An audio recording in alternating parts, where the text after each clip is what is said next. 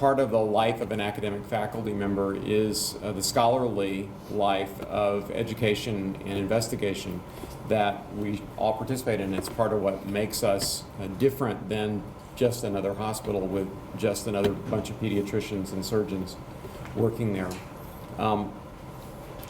As a part of that process, all of us will at one time in our careers, and probably for much of our careers, be mentored by someone else, and at some point in our careers we will also become a mentor for someone else, and those two things are two very important parts of the academic process and the academic world that helps us to fulfill an obligation that we all have, that we all got when we stood up and took the oath that said we were going to mentor another generation. That's part of our goal. So I'm so pleased to have Dr. Novielli here, and Dr. Lehman will do the introductions, and I appreciate your being here. Thank you. Thank you, Dr. King.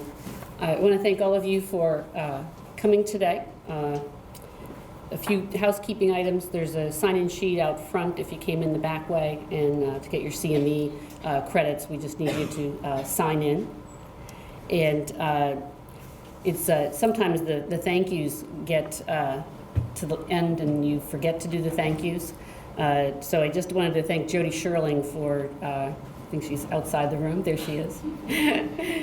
Jody really made this come together and to happen as she does for most things. And the passion she has for mentoring has been a real help to the Physician Satisfaction Committee and the mentoring work group.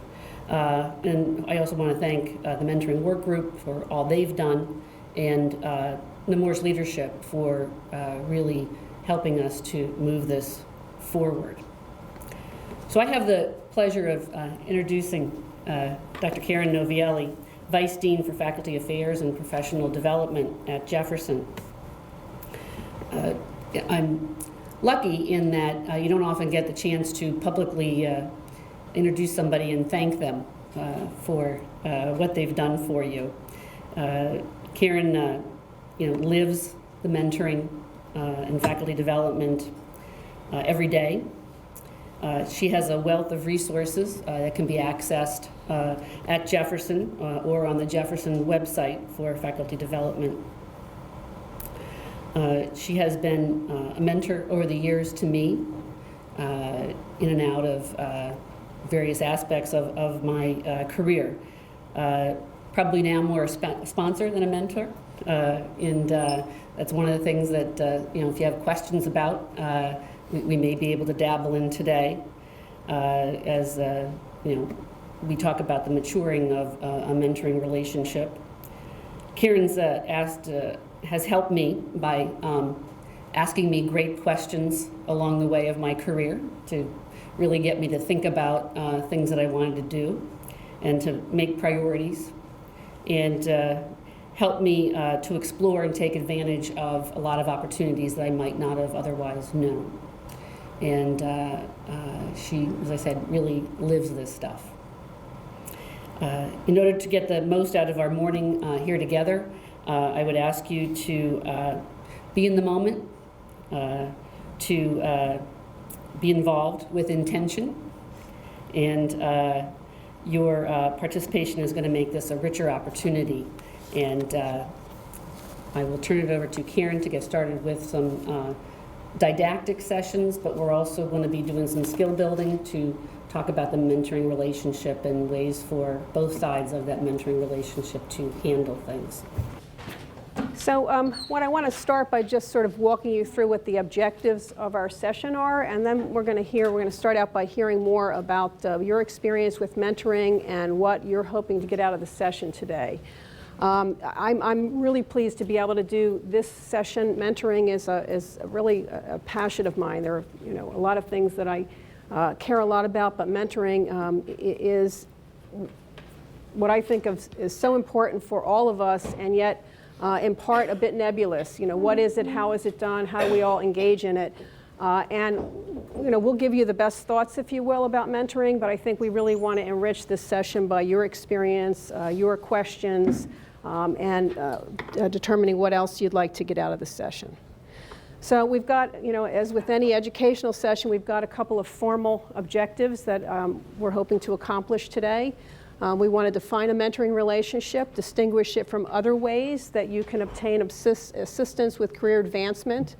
We want to talk about what makes an effective mentoring relationship, both from the mentee perspective and the mentor perspective. And then we want to identify and manage some common challenges that people face when engaging in mentoring relationships. So that's the objective. The format that we're going to use today is provide an overview of mentoring. And we're going to use sort of some mini lectures, give you sort of a bit of what's known about mentoring from the mentee perspective, for the mentor, and challenges. And then we're going to do some skill building exercises in between. So you're going to work, again, with each other to sort of test what it is that you're learning. And at the end, I think there'll be plenty of opportunity for you to bring up your personal questions, experiences, what we didn't cover that you wanted to see covered. Okay. So let's start. I want to get a sense of the group here. How many of you are senior faculty who are likely to be in the position of the mentor? Okay. And how many junior faculty? Here really from the perspective of the mentee. Okay, all right. And so this is a mixed group, and you're all coming at this from a different perspective with sort of different ideas about what you're hoping to get out of the session. What I'd like to do is have you introduce yourself, if you will, and you can either tell us what it is, again, that, what you're coming to the session with, what question you have, or if you don't want to go that route, you can talk to us about a mentoring experience that you've had. I think, again, starting the session by being reflective about what your needs are. Have you been a mentor? Have you had someone who mentored you? Have they given you some sage advice? What impact did that have? Why don't we start? I'm Susan Oates. I'm in marketing communications. I do organization communications, okay. And I'm tasked with the communications plan to roll this program out to the organization. So I'm an observer. Gotcha. Okay. Taking notes. Well, welcome. Okay. I'm Nemours. I'm one of the nephrologists here. I just started a few months back, right out of fellowship. I've had some great mentors during fellowship. I've looked up to them, and they've been really helpful with respect to me growing. So I'm trying to see if I can find somewhat similar here. Okay. And just go from there. And I think this will be a great learning experience. What were the behaviors that made the mentors great for you? They would encourage, research activities, and since they've done a lot of it before, they would much rather, have you be the first author and, go through things that you write and encourage you to write better. Mm-hmm. And the positive feedback was really great. Okay. Which helped. Great. Anne-Marie Rush, I'm one of the pediatric rheumatologists. I'm a mentor in that I'm the fellowship program director for Peds Rheumatology, but then I'm a mentee because I am also trying to have a translational research career. And what I came to here for is I have a new mentor in research who is outside the institution, and I want to learn better skills on how to make that as fruitful as possible because there are some challenges with the distance. Okay. Sonny Figueroa, I'm a urologist. I'm the chief of the division of urology. Mm-hmm. I have had the great pleasure of having junior faculty, but I've also, when I started here, I had significant role models that allowed me to develop roots and development. I think that there's a stronger process than just acquiring by contact. So I'd like to hear from you. Okay. Great. I'm Katrin Faria. I'm the pediatric hepatologist here. I'm also the program director for the Pediatric GI Fellowship Program, and I wanted to learn more about how I could improve my mentoring skills for our fellows. Okay. Great. Esther? I'm Esther Chung. I'm a general pediatrician up in Philadelphia at our Philadelphia site. I direct the newborn nursery and an advocacy program. I'm always interested in learning more about how to balance holding the bar high and also providing a nurturing environment for mentees. So I'm happy to be here to learn. Okay, great. Ahmed Benihani, I'm a urologist. Started my career 5 years ago. Currently, I hold the position of program director for the urology residency program at DuPont. I'm here to learn about mentoring and how to advance my career and next steps. Great. Ina Shri from the general pediatrician. I've had benefit of great mentors over my career in the past. I've been involved a lot in mentoring residents and students, and now in my position as division chief, I'm trying to figure out the best approach for mentoring faculty that are at different stages and have different interests. Okay. And also how to obtain better mentoring for myself in a really forward. Okay, great.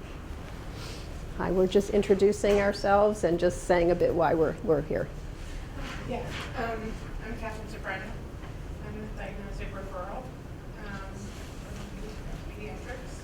And I'm interested in learning more about mentorship and I'm young and all this, so how I can become mentored. Okay. I'm Vivian Tisdale. I'm the division director for inpatient pediatrics and Spear in Vineland, New Jersey. So I direct the hospitalist division of pediatrics. So I have several mentoring requests from the students and residents that we precept there. But more so now, I've always had clinical mentors, but now as an administrator, I'm interested in learning more about how to approach that relationship with administrative mentors because they are really two different roles within both of them. So that's what I'm here for. Okay, great. I'm Julie Barthold. I'm a urologist also. But I've been doing research for a number of years. I have done some mentoring with fellows, but now we recently obtained a multi-institutional grant, and a big part of that is mentoring. And so it's something that I have relatively little experience with and would like to do more. Okay, great. Hi, my name is Rita Meek. I am recently retired from DuPont after many years as division chief of HEMONC and the hospital medical director. And I've been an unofficial mentor for many people over the years and would like to improve my mentoring skills and remain connected to Nemours through this activity. Great, wonderful, thank you. I'm Chuck Minoker. I'm a pediatric surgeon and previously was a fellowship director. We are starting a fellowship program here. I can provide assistance in that. I think that for surgery now, there's really young faculty. There are two kinds of mentors here, and I think they need an actual clinical mentor because their exposure and skill set is not the same. That's an increasing role. They also need an academic mentor, both locally and nationally. I can provide some of that, but interestingly, we just hired a young faculty person who's running around at the moment.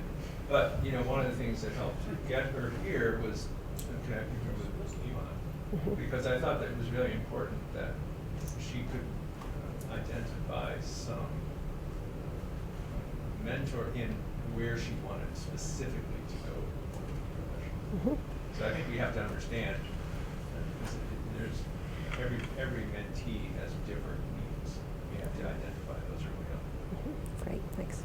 I'm Chris Vekarotic from ophthalmology. I'm the newest young faculty member, and I've had roles as both mentor and mentee, and looking to improve my skills in both.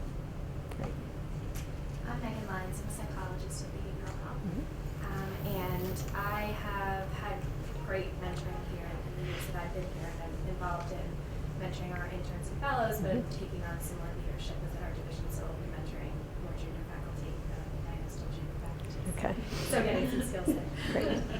I'm Sarah Slivin. I'm junior faculty here. I'm a general pediatrician and health services or patient-centered outcomes researcher. And so I've had the benefit of having wonderful mentors during my general academic pediatric fellowship here in my division and department. And I'll be working on writing a career development award.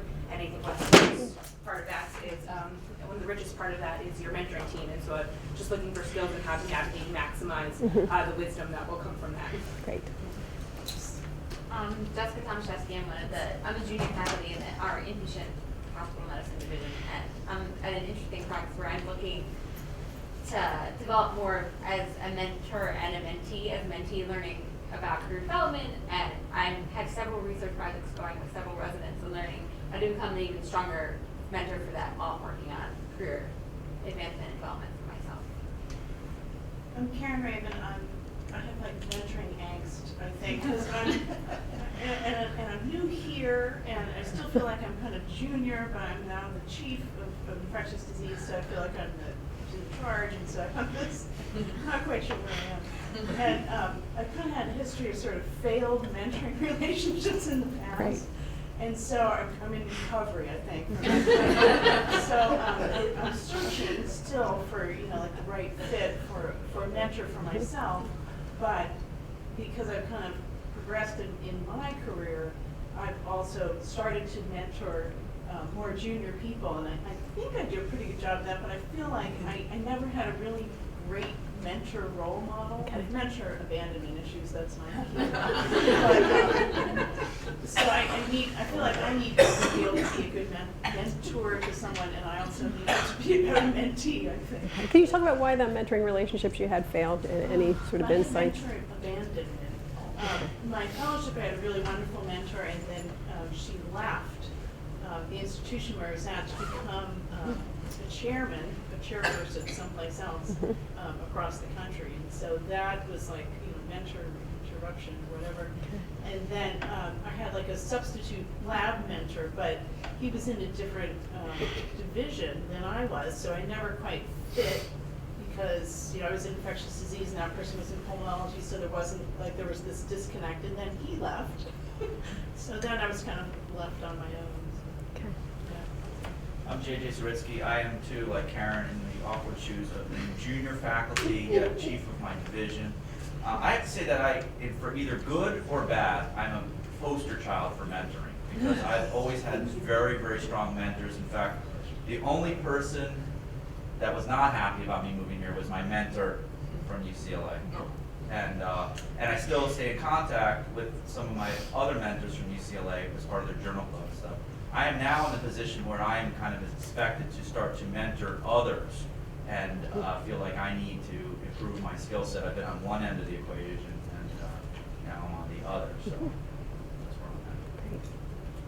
I'm Rob Heinlein, one of the pulmonary attendings, and I'm also sort of in this the hybrid of still developing, looking for a good mentor for me and developing my own career, but at the same time I'm taking over the pulmonary fellowship director and providing mentor for fellows. And to me, I'm a big lists and guidelines and sort of check the box and protocol person. That's sort of how my brain thinks. Mentoring is such a vague, cloudy, nebulous. It seems right when you do it well, but you can't quite say what's so good about each of the things. And so what I'm really looking for is, again, sort of that idea of, okay, these are break it down into these three categories and sort of focus on these tasks and make it hopefully a little more simpler to wrap my mind around. Yeah, well, not quite sure we'll be able to have you check box at the end, but you'll, maybe we'll get you a little bit closer. Thanks. I'm George Saddle. I'm the division chief of weight management, and I'm also the fellowship director of our academic pediatric research fellowship. Okay. And we have a very small group, so I always struggle with roles of division chief, roles of mentor, and roles of whatever the institution wants me to do at the moment. And try to figure out how to navigate all that, and then come out okay. That is a challenge sometimes. Okay. Great, and I think we had somebody join us. Sorry, I'm late. That's okay. So I'm a pathologist here, and I was really interested in what you had to say today, I guess, because I came from an institution that was very academic and was on a very academic track, and then moved here and basically on the equivalent track through Jefferson, but I don't really have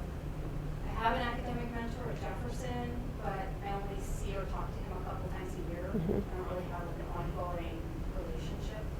So I'm kind of struggling with how to figure that out and continue my interest in the academic realm. Okay, great. So I think you've all touched on a lot of the issues that come up with mentoring.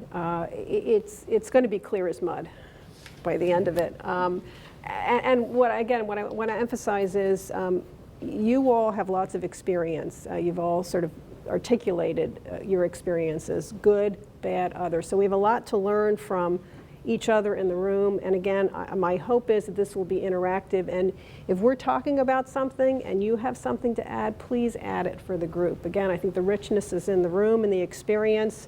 This isn't something where we can point to the literature and say, here's always how it's done. It's situational, it's complex, there are two individuals or more involved, so it always has some variability. So please contribute what you have as we sort of walk through this. I'm not going to spend a whole lot of time on the case for mentoring, but what I will tell you is it's there. There is good, strong literature to support the importance of mentoring. Definite data that show it improves job satisfaction, improves the faculty member's sense of fit.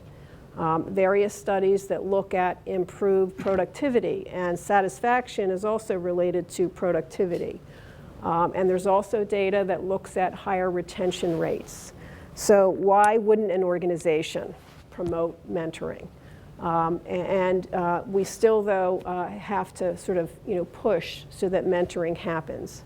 Mentoring does take time. It's an investment of two, in academic medical centers, two or more really expensive people's time to sit down and work with each other. And yet I think, again, and some of the articles that you have will, again, if you're interested in more of the literature that talks about the case for mentoring, it is there. I can tell you that we, at Jefferson, we're part of the Faculty Forward AAMC faculty engagement study. And that's involved multiple institutions in academic medicine over the years. One of the questions on that survey is, do you have a mentor? And again, we're looking at data right now that we're about to publish. It shows a really strong relationship between people who identify having a mentor and people who don't, and their satisfaction and their wanting to stay at the institution and whatnot. So I really don't think the benefits of mentoring are in question at this point. I think it's what are the obstacles, why isn't it happening, and how do we make it more effective? And I think the interesting thing about the literature is it really doesn't get into, did we do it right? What were the constructs of that mentoring relationship? What were the outcomes of that? It just asks the question, did you have a mentor? And if you identified as having a mentor, the outcomes are better. So I think that's sort of interesting, because we can talk about what mentoring does, but I think just the fact of having someone who you identify as having that place in your life is of benefit. All right. Okay, again, we can also spend a lot of time talking about what is a mentor. The traditional one person who sort of follows you through your academic career life and is the person that you want to be exactly like, is the traditional, if you will, definition of a mentor. I think most of us and most of you have not really talked about that. You've talked about the having mentors that kind of come and go through your academic life, and I think that's probably the model that we're looking at. So again, I'm going to give you a definition of mentoring. It's someone higher, sort of at a level of greater experience than you. You've all sort of also talked about the fact that most of us are in a position of mentoring and being mentored, and that's academic medicine, right? There are always people who are coming after us and people who are more like where we're going. And so most of us will always be in that place of mentoring and being mentored. And so in general, you're looking at someone who is more experienced, who will provide career guidance, advice over a period of time. So it's not just someone you had coffee with once, but there's some sort of time period where you're working with them. And mentoring can take on a lot of different avenues, if you will, and I've sort of sorted this from sort of lower level skill sets to sort of higher level skill sets, if you will. For someone who's new to an organization, a mentor can just really help get that person accustomed to the culture, teach them about the organization, help them to navigate, but also really sort of help them to feel welcome. And that can be really important as well. So sometimes early in a career or early in a move, when someone is coming to a new organization, it's sort of less about the higher order skill planning and more about what's our organization, how do you succeed here, who do you need to know, how do you find the restroom, that kind of thing. But that can be really important. Then we're sort of going to move up to a career planning advice, which is, again, kind of helping people with thinking about their career. It can involve, specific skill building. And when you're talking about more sophisticated mentoring plans, such as if you're talking about a CTSA, for instance, and you've got, a mentoring kind of proposal going along with that, it's usually focused around very specific skills. How do we get people to be more effective, writers? How do we get them to design better studies, whatnot? So there's more of a specific component. Mentoring can also create opportunities for individuals, and I would argue that, again, that's a lot of what you're looking for from a mentoring relationship. And again, at the higher orders of mentoring, we're going to talk about sponsorship, where someone, the mentor, is really an advocate for you and really helping to sort of place you and move you up in your career. Now, one of the things I want to point out is that the risk to the mentor goes up in those higher level, okay? If you are really advocating for someone and you're sponsoring someone, you as a mentor are taking on risk because your reputation now is at stake.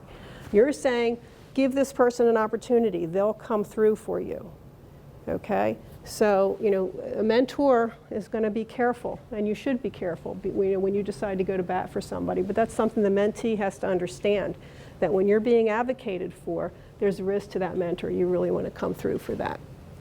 You can also, again, mentors, you can choose someone to help, to be a mentor to you who may not be in the same field. You may be looking for other skill sets. You may be someone where, geez, they're in rheumatology and I'm in nephrology, but I just, love the way they conduct a committee meeting, and I want to be able to do that. Or they're a great presenter, they're a great teacher, they're a great writer, and here's something I want to learn for that person. I want to work with them over time. So again, and we'll talk a bit more about the fact that the mentoring plan, if you will, is going to come from an identified subset of needs. When I talk about mentoring, I like to use an analogy of taking a trip, okay?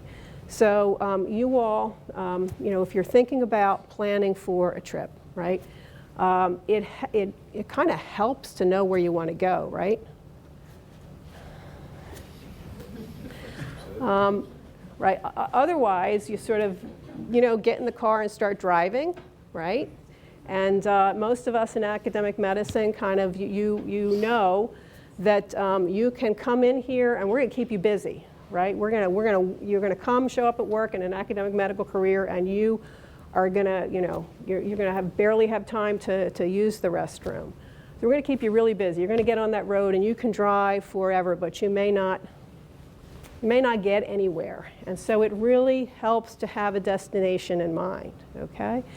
But we also have to acknowledge how many of you are in where you are in your career, not through specific goal setting, but through happenstance. How many of you sort of lucked into a position? Okay, I'm one of them. And so, by being goal-oriented and being clear about a destination, we're giving up, sometimes when you're traveling, you come across a road, a destination that you didn't know was there. You would never have picked, but my God, it's wonderful. So we're going to really emphasize the need to set goals in mentoring, but I think we need to recognize that there's a loss there. There's a loss at sort of finding that happens, you may find it anyhow, but the odds of it are not going to be as strong. I think, unfortunately, in academic medicine today, there's not a lot of time to explore. The luxury of just sort of, exploring because of the pressures on all of us, I wish it were there. I think it's not. And so I think the advice to people is really, as soon as you can, to sort of identify that goal, plan, and start working towards it. Not that it doesn't change. I mean, we're all informed by what we do and what we learn, and our goal can change, but we really need to at least have some general direction about where we're heading and what we might need to kind of get there. Okay. So I'm also going to be sort of referring to that metaphor of the traveling as sort of walk through the morning session. So there are various models of mentoring. Again, the sort of old model of mentoring that there's a single godfather kind of model who's just going to show us the way and look out for us and all of that. That's pretty unlikely, and in part because very few of us have the same career where we really can say, that's what I want to do and I want to look exactly like that. And I think even if we did, things are very different. If you're in research, it's team science now. It's not what somebody did to be successful 30 years ago. So I think the skill set that someone had who is much more senior, it may not be the skill set that you need today. I think there's still a lot of valuable advice, but it's unlikely that one person can sort of fill all of the needs that you have. So most people are going to rely on multiple mentors throughout their life and multiple mentors at one time. And they're really, again, you're finding people who can offer you something at that point in your life. And you all have a lot to offer. Most mentors are really afraid they don't have what it takes to mentor. And that's the concern of most mentors is, what do I really have to offer here? But I think you have more than you know. Group mentoring is also a model. It is, again, a lot of the advice that we're giving as senior faculty can be given to more than one junior faculty. So the idea of a senior person sitting periodically with junior faculty and talking about a topic or talking about questions that come up is certainly a good model. It has its limitations, but you can get you definitely can get some good advice and discussions going in that kind of a setting. Also, there are models of peer mentoring where again they're not people more senior, but you're all learning from other mentors, and it's sort of bringing that wisdom back to the group. What did you learn from so-and-so, what's been effective for you? But I think the other thing about models of peer mentoring can sort of hold each other accountable. What are we doing? What are you doing that paper that you talked about? Let me give you some feedback about this. So if you have a peer group who can really encourage and challenge each other, I think that can be a really effective model of mentoring. Obviously, the peer group can't just be learning from within. They have to be getting knowledge from other more senior folks and then bringing that back to the group, but I think that also can be an effective model of mentoring. Okay. What model of mentoring is right for you? Again, I think there are sort of two main ways of framing mentoring. Is this driven by the organization, i.e., is there a specific goal that the organization wants? If you have a mentoring program set up, for instance, with a CTSA or a research project, there are probably some specific goals around that, increasing grants, increasing something. That's very different because, again, you're going to design that and you're going to measure outcomes because the organization has something in mind. As opposed to individual faculty driven, okay? Meaning that you as an individual faculty are thinking about your own career development. And at the end of the day, that may not be in line with the organizational goals. Again, good individual mentoring may have you leaving a certain organization for another organization, or it may have you leaving a field or a profession because, again, that mentoring is really helping you to gain insight in terms of what you want and what the right place is for you. So I think, very, very different, if you will. And I think it's really important if you're designing a mentoring program, who are you designing it for? What do you want to get out of it?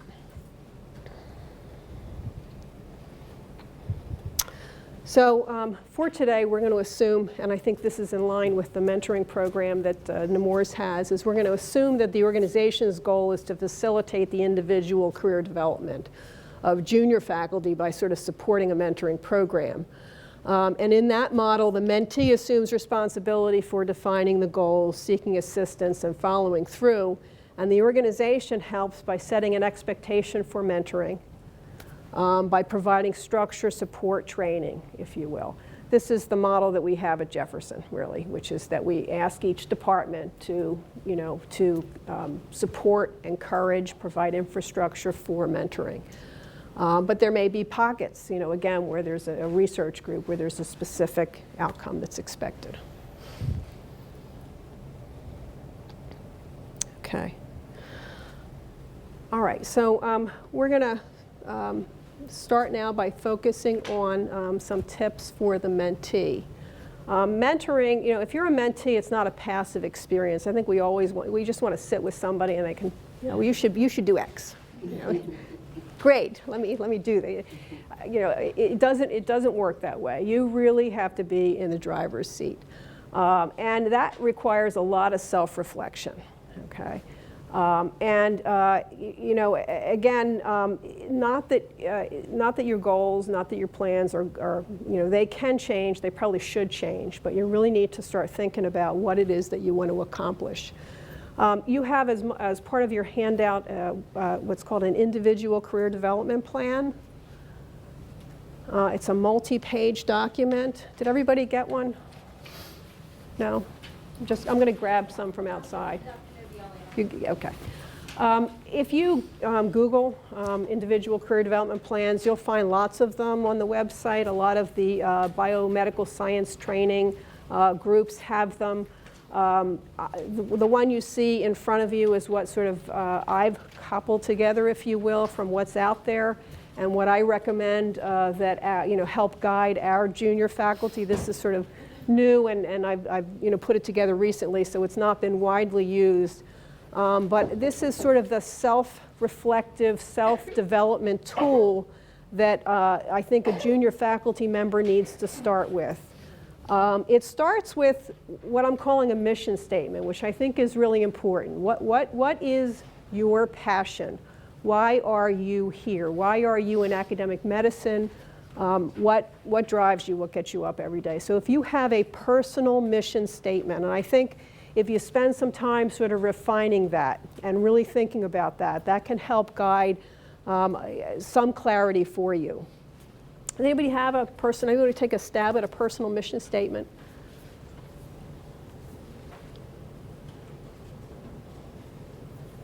Esther, I'm going to pick on Esther because I know you.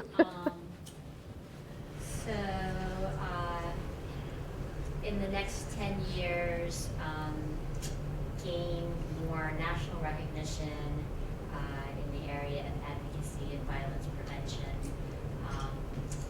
and while continuing to maintain clinical productivity and encouraging the development of younger individuals. Okay, great. Anybody else want to take a stab at a personal mission statement?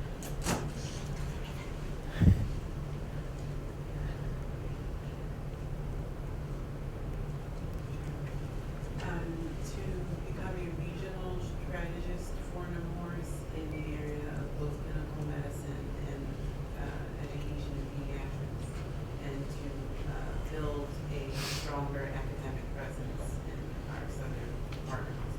Great. Others? To become an independently funded researcher looking evaluating quality of care and how to use health information technology to improve that. Great. Others? So I would have you all sort of think about that. What really is at the heart of why you're here? Now, some of you mentioned Nemours, which is good, but you're very loyal. You don't need to be. I mean, this can be the personal mission statement that's not related to the organization, because again, sometimes you realize this isn't the organization. So if your life goal is to improve advocacy or improve the care given to whatever. You may decide that this isn't the place to do that, but I think it really sort of helps, frame other decisions that you make, because we're all asked to make decisions sort of every day, and if we don't have an idea of, okay, what's my long-term mission? What are my goals? And is this then, this opportunity that's been given, is this going to help advance that? Is this have a place in that, if you will? Then I'm just going to, pick up one so I can walk you through it. Then it asks for your long-term goals. And again, you can sort of see how some 3 to 5 year goals, 5 to 10 year goals may flow from that personal mission statement. What do you need to do in the not short term, not next 3 months, not year, but longer term to sort of get you closer to that long-term goal? Again, in this form, the next thing that I ask faculty to do is fill out their time and just think about how they're spending their time. So for instance, if your goal to be that researcher and you fill out that time and it says 10% in research, there's probably a little bit of mismatch in terms of how you're spending your time and what that long-term goal is. So again, this is about have faculty reflecting on what it is they want to do, and is the allocation of their current time going to help them achieve that. Again, then we're looking at promotion track. Are you in the right track? And do you know the goals and the criteria for your track? And are they in line with your goals and your mission?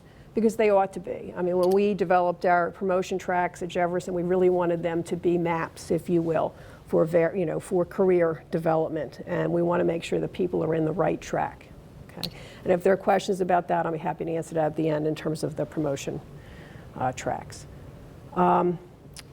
What are the skills necessary to achieve your goals and achieve promotion? Do you have them? If not, what's your plan for getting them? If again, if your plan and your promotion track involves scholarship, can you write? Can you conduct research? Can you, do you have a group of people around who can support that? If you're talking about, being an educator, do you have the skill set for that? What's the skill set that you need to build, and how are you going to go about doing that? Are there any barriers to achieving your goals? What are they, and how can you overcome them? So some of it's resources. Well, I need to get more time to do X. Some of it is, around sort of personal. Well, I'm raising 3 kids right now, and I'm just trying to figure out how to do the work-life balance thing. Commuting distance, all kinds of other things that might be barriers. But it's important to think about what's sort of, what are the obstacles and what are the opportunities to overcome those. We're trying to, again, the next question in there is around the issue of scholarship, because we have a lot of individuals who are placed in scholarship tracks but really don't understand or haven't identified a focus of scholarship. So again, we're trying to have people, if you're in a scholarship-driven track, what is that? What's the focus of that? How will you achieve that? So again, by asking people in a single sentence, what's the focus of your scholarship? And I'm going to write and publish doesn't do it. That's not the single sentence we're looking for. It's really, but we get that. I'll write 3 papers. Okay, but what are you going to write about? Okay, and then again, mentoring. So we're asking faculty to think about the mentoring plan. Who's the primary mentor? How'd you choose them? How can they help you to meet your goals or build specific skills? How often will you meet? Are there others who contribute to your mentoring career development plan? Who are they, and how can they help? So, again, ideally, you are going to choose mentors based on that goal setting and skill assessment. Where do I want to go? What's the skill set that I need, and who can kind of help me get there? And then there's a lot of self-reflection questions in this individual career development plan. What are the specific tasks you need to accomplish in the next 1 to 2 years in order to move you closer to your goals, closer to promotion? What are your faculty development and skill building needs? What time resources? Who are the collaborators you need? Who do you need to network with? Are there organizations that you should become involved with? Are there opportunities you need to create? And then again, other questions, sort of a personal inventory. What do I value? What energizes me? Is my life in balance? Am I achieving my personal goals as well as my professional goals? What skills do I most solidly have? What else do you bring to the table? What are your unique assets? What opportunities do you see on the horizon that you can capitalize on? and to make an inventory of current activities and roles, which are not in concert with your goals and can and should be eliminated, which can be delegated. Where should you spend more time, energy? Where should you spend less time, energy? These are also the kind of questions that a mentor can help ask. So again, if you're sitting with a mentee, these are the kinds of questions that you can help to get the mentee to think about, what are the concrete things that they need next to do. Okay. It is not uncommon that people are going to have a difficult time filling this out, particularly early in the career. And so again, if you're on that road trip and you don't quite know where you want to go, it's reasonable to take some time to pursue that.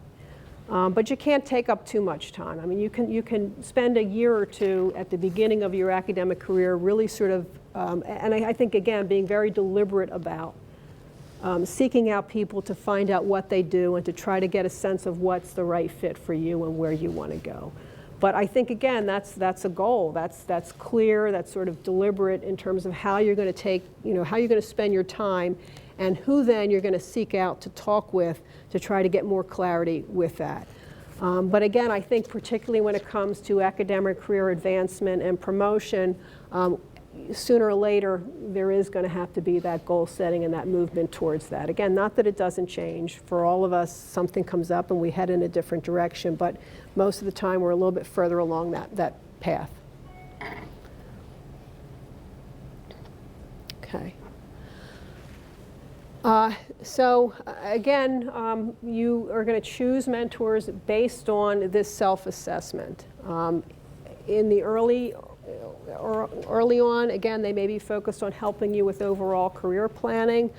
It may be somebody who, again, is filling a specific need, somebody who can read your grant, somebody who can help you write, somebody who can help you, who knows that organization and can help you get a place on that organization. As you proceed a bit more and get a little bit higher, you may be looking for people who really can sponsor you and provide more opportunity for you.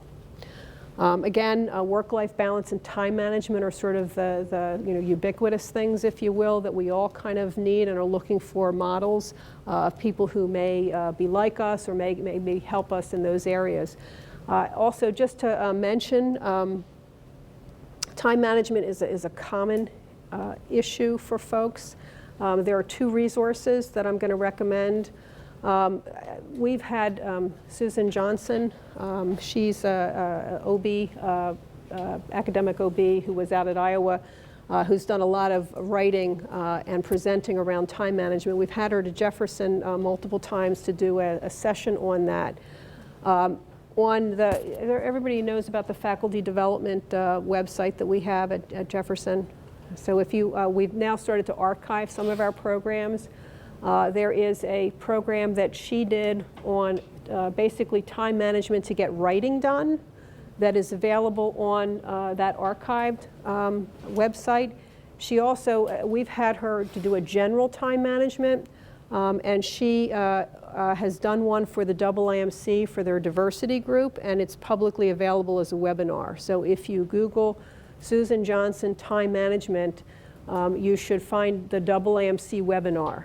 Okay, and again, that will very nicely walk you through some of her time management strategies. She has a website as well, and I think again she is an academic medicine, so she sort of gets it from the perspective of what needs to be done in academic medicine. So her tips, if you will, are sort of reality checked by the lives that you all lead.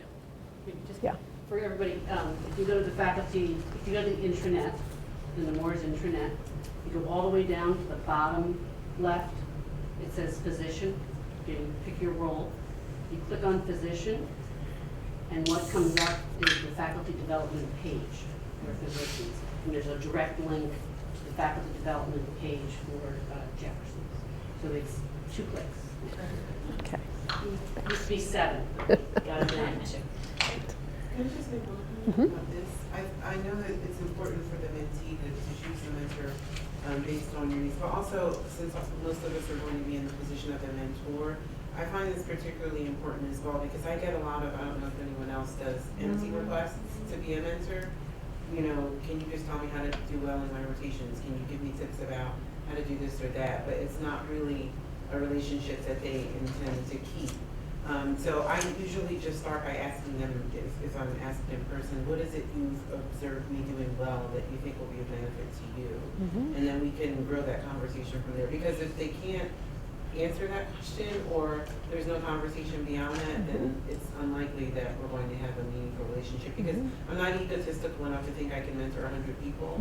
So I need to, you know, set these relationships based on what my limitations are and what people actually can get from me. Great.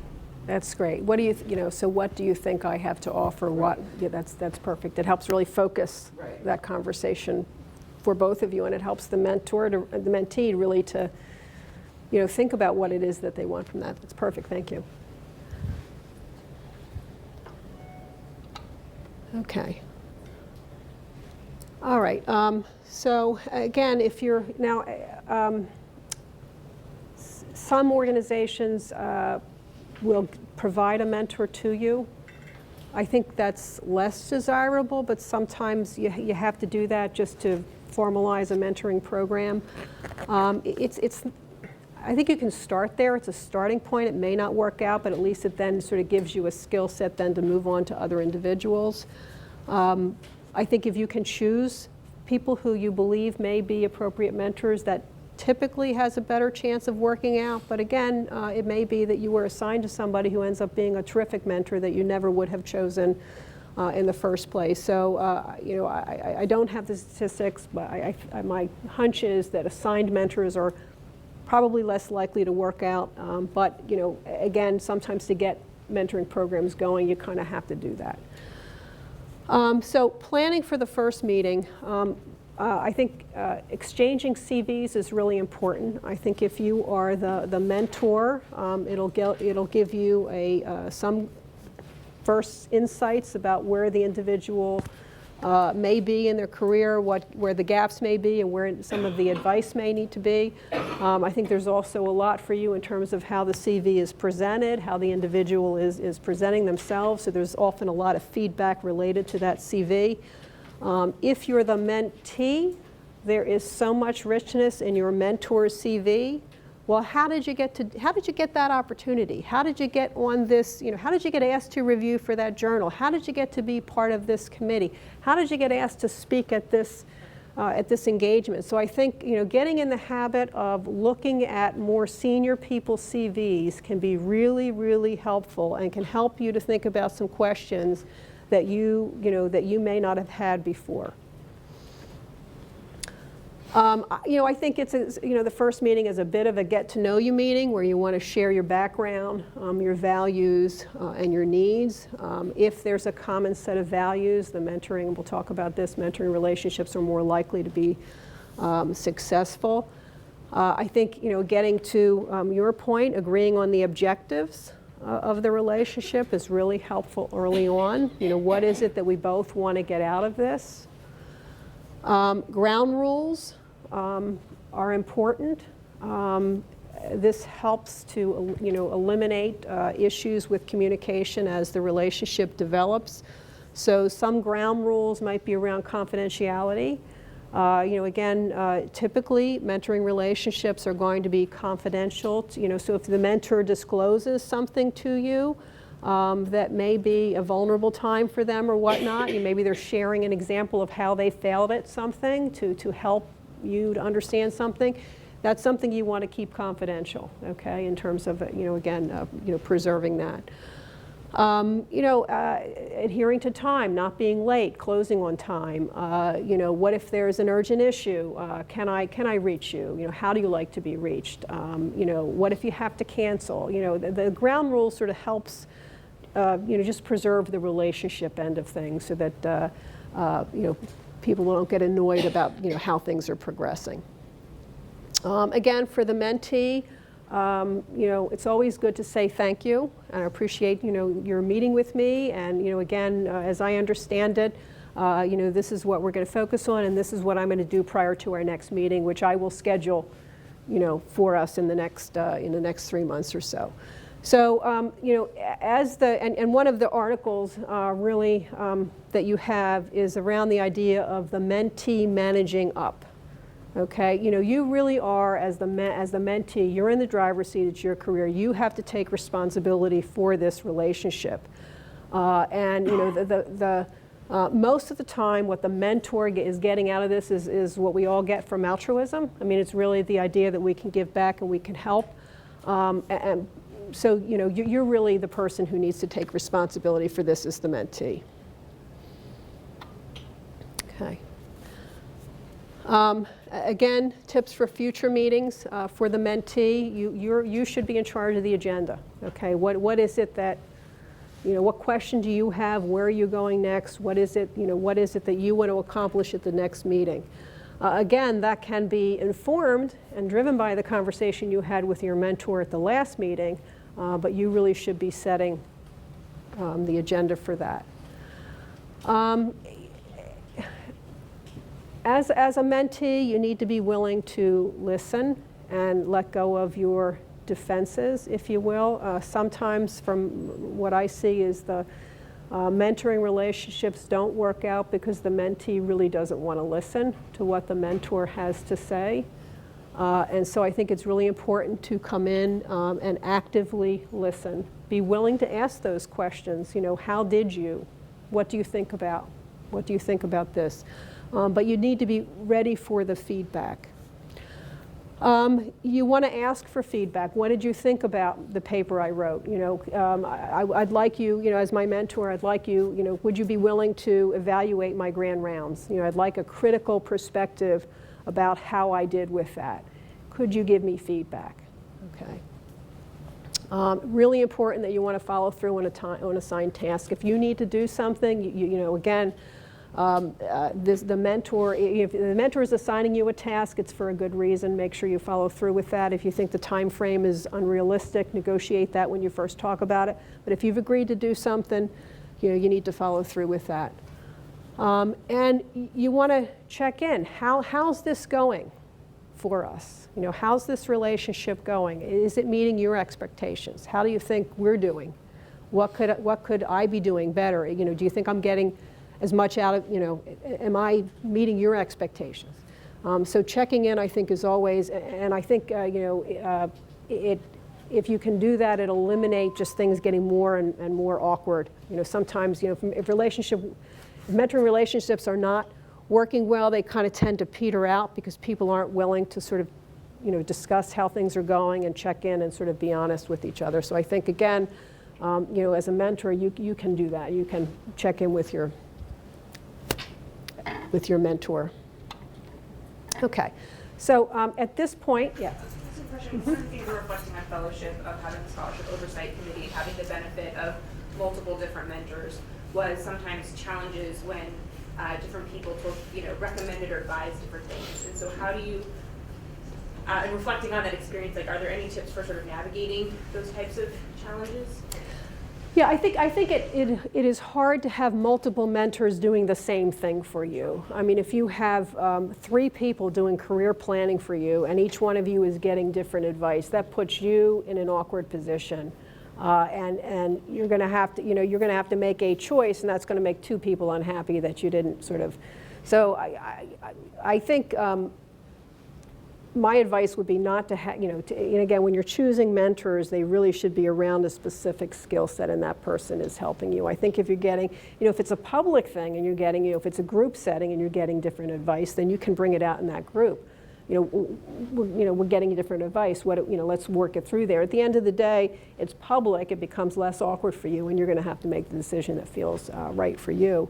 But I have a situation down at Jefferson right now where I think again, a faculty member is dealing with 2 mentors, if you will, giving very different advice. One mentor thinks the other mentor is giving horrible advice, and it's. Yeah, I just wanted to comment on that. So the Scholarship Oversight Committee, it's required by the ACGME, is a great thing in theory. They want to establish sort of this mentoring track, but they don't give a lot of guidance on how to do that. So it can really just BMS.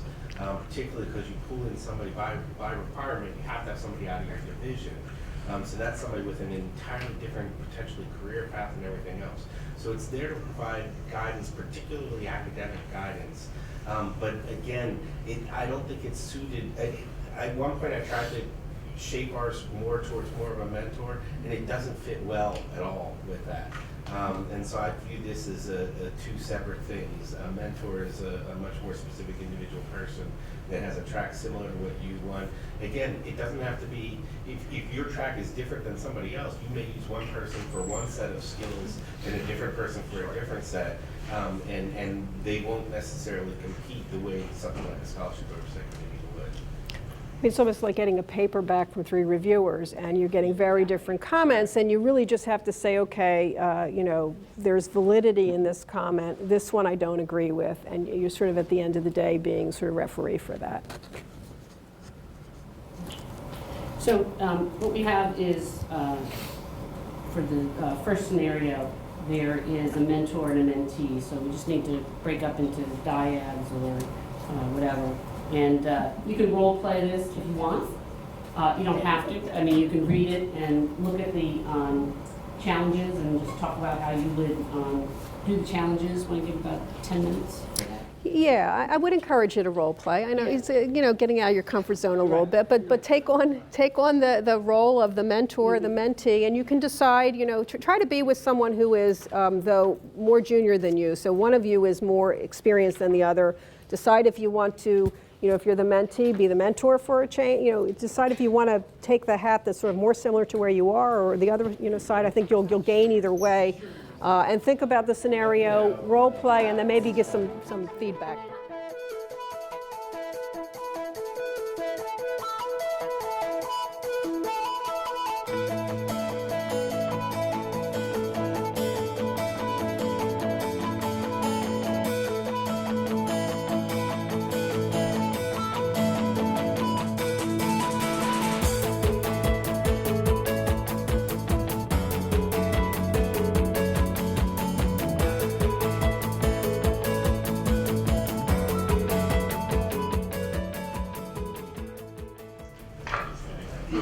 This goes back to your presentation on the role of the mentee and the responsibilities of the mentee, and the concept that as we formalize this program, that the onus seems to be on the mentee.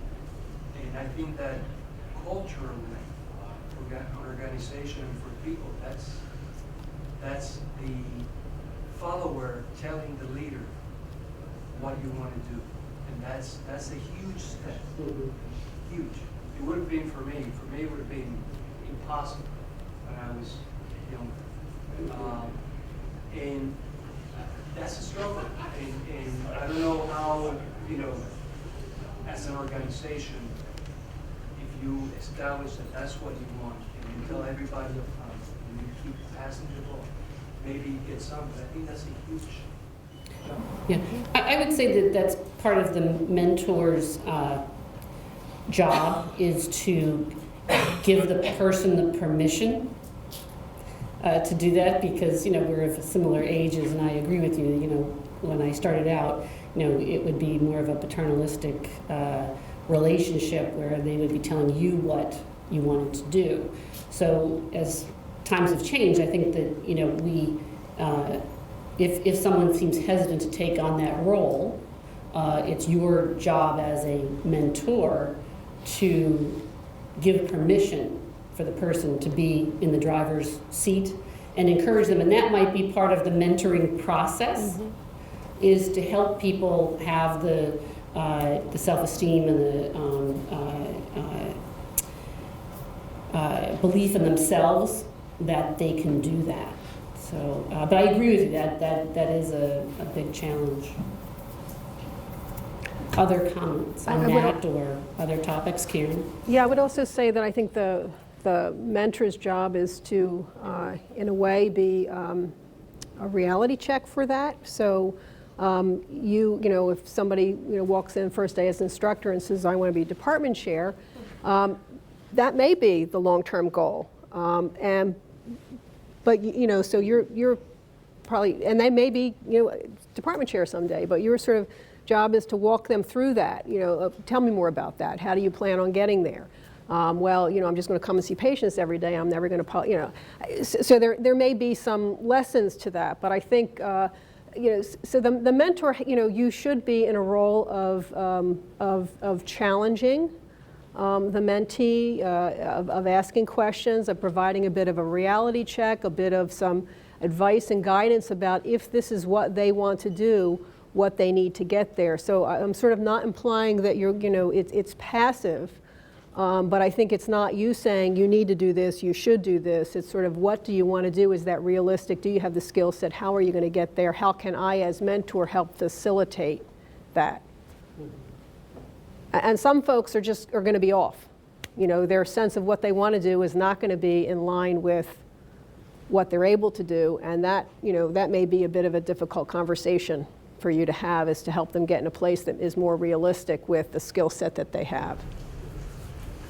You know, on the same topic, I think the difficulty of actually getting the relationship going, so that you've got the one end where you sanction everyone's got to find a, you know, every junior faculty has to find a mentor, or the opposite is that you go through your lives, you know, we're in the same division, we've been talking about stuff that we never talked about before, because it never occurred to us to stab, you know, in our division, it didn't have to be the two of us, but it never occurred to actually set up that relationship, and you don't have the time, you just run through your life and you don't think about it. So to find a happy medium between demanding that everybody have these relationships and letting people never have them, I think that's hard. And many of them will not work out. I mean, if you look at retention in academic medicine, 40% of people who come into academic medicine leave and do not come back. So clearly, a large percentage of people who go into academic medicine don't stay. So if you just sort of, you know, if you do the math and everybody starts with a mentoring relationship, you sort of, you know, some of them are not going to work out. Some of them are not going to progress. Some people are not going to progress. They're going to leave or they're going to stagnate. But, you know, but a certain number of folks who do progress will, I think, clearly have benefited from that. So I think there will be, you know, time that ended up, you know, if you look in the rearview mirror, if you will, not being fruitful, that we spent time with folks who just, you know, didn't progress, didn't. So should everyone who comes in, you know, every junior faculty or new young faculty that comes to the institution, should they be asked to find a Well, one of the ways that we've tried to answer that question, I can tell you from the work group, but the first mentor that you're paired with is called a transitional mentor. And I think that takes a little bit of the pressure off, because it doesn't have to be forever. And if it's not working out, you know, it's easier to change that mentor. On the other hand, if it is working out, that can be that relationship then can be go beyond that transitional first year. So I think we've also are going to be asking like the division chiefs to help their division members, that if they're having difficulty with the mentoring relationship, that it's not the right one, the division chief can also be a touchstone for the person, you know, because we've not wanted people to have their division chief as their mentor. They shouldn't. And but the division chief still can help with these situations if it's difficult. So they have multiple people to help them. But, you know, I think, you know, part of rounding and all of that in our lives sometimes helps us to formalize these relationships. You know, I meet with, you know, most of the people in my department, you know, every day, right? And we talk about things, but we don't really talk about things that we should be talking about. So we meet quarterly, sometimes monthly, depending upon the situation. And I have a list of things about, you know, career development, clinical quality safety, and I find that that really helps me to make sure that I am paying attention to all those things I'm supposed to be. And I look at a formal mentoring program in that same way. It lets you not forget the important things that you need to talk about. So that's how I kind of look at it. Other thoughts, Chuck? One of the challenges that I had with a young faculty person was that she was grant funded. She had 40% of her time protected. She also wanted to do every possible case. And so the way she chose to use her 40% was after 5 o'clock and on weekends. And her husband blamed us for the fact that she was never home. But that was something that we could not impact on. And she ultimately left because he kept saying, you're not there. She's doing exactly the same thing when she moved on. So, I mean, that was her personality. So I do think, this discussion of getting to know that person and making sure that they let you know this up front is a very valuable thing. And the scenario you gave me, which was about, the couple, the mentor couple focused totally on their academic career, not paying any attention basically to that. I have seen that personally happen, and it's terrible. And I think that in sometimes this is different, but when you're in training and it's your PhD mentor, you have no options in some institutions about what do you do when that doesn't work. You have zero option, and I think that is a huge problem, and I think people need to be willing to find somewhere to vent and get support. Right, and hopefully we've built that into our program. I think that, again, there's thoughts that the person's division chief or department chair can be a touchstone and encourage people. I mean, part of being a division chief is asking, how's your mentoring going? First of all, are you doing mentoring? Are you being mentored? Is that working out? And they should be a touchstone for that. And if it's not, maybe, being the person to say, maybe we need to, change that. I think we'll have, hopefully more options than, like the PhD candidate. Well, I mean, currently I have two, one locally and one not local. And it's been very interesting because they both have scheduled regular time, with a focus. And this is the agenda for today. And it has been very helpful, especially the person that's far away. And I think it's useful for young people to do that. Other comments before we move on? Just one. The scenario wasn't necessarily applicable for us, but one of the key points was it said, I served as the mentee and I was the mentor, but it said the mentee tends to be overly optimistic about what can be accomplished in any time frame, and as a result tends to bite off more than is doable. And I think we can all empathize with that in some way, but I related to this because when I started one of my particular mentoring relationships as a mentee, I told her what I wanted to do ultimately. And, she said, well, that's sort of overwhelming, but I've had some time to think about it, and I think you're going to need to get your MBA. And I said, well, I'm a doctor. I'd rather die than go back to school. But she's like, thinking about what it is you want to do, I think this is going to be the most useful for you. And she said, well, what I want you to do is think about it, and then I want you to go look up people who are in that position and see how many of them have an MBA. And every single one of them did.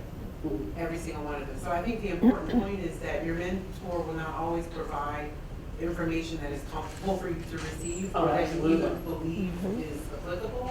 But once you do have that opportunity to go back and digest it and think about it and research it, it oftentimes is. And I found myself in that position too. Like I tell mentees things and I can see the look on their face like, you must be kidding. But then when they have time, they go back and do the same thing. I think we'll move on in the interest of time.